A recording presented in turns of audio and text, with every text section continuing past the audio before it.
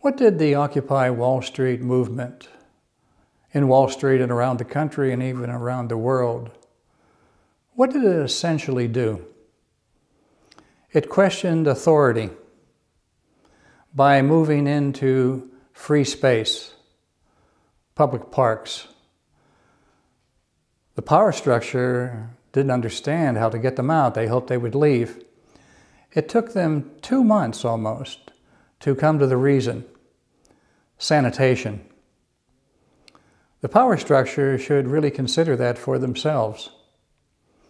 As mentioned in a previous video, the congressmen and senators are exempt from insider trading, they who make the laws, and also the Supreme Court. Supposedly, the politicians and judges and so forth are serving at the will of the people. They're sacrificing.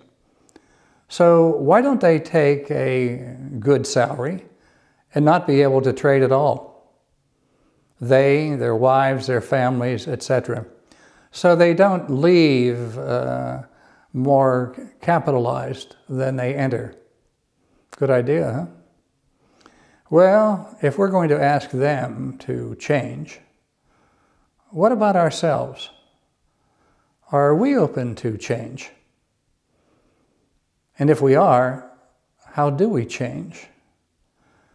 Perhaps we should start by questioning our own authority, our own inner authority. The authority that tells me who I am and what I should do and not do, and who you are and what you should do, and so forth and so on. That's real change, to begin to question inner authority. Otherwise, it's superficial. But to question inner authority, since the selves that I am are under the power of inner authority, how will I ever know it?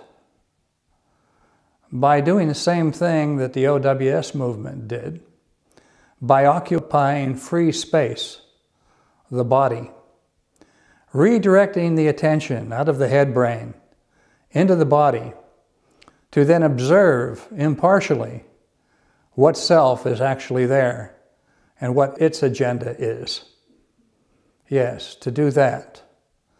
That would bring me to a new level of understanding, would it not? And to do that, I would have to come to knowledge, not ordinary knowledge, but self-knowledge of who I am.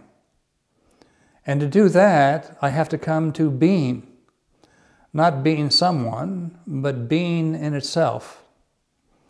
In that way, I can directly observe the impressions of the moment and see myself, as I say, not as I believe or wish myself to be, but as I actually am. And thus creating a somatic foundation, a free space. I can see where I'm occupied mentally and emotionally.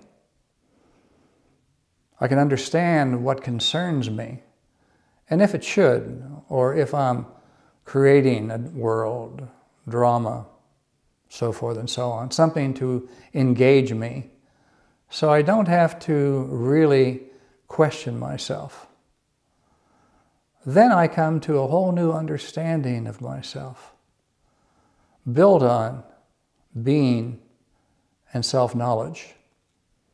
I come out of historicizing, always going into the past, relating the present to the past, and a decaying past at that. Or always going into the future, futurizing about what's going to happen. Doing anything but to be here.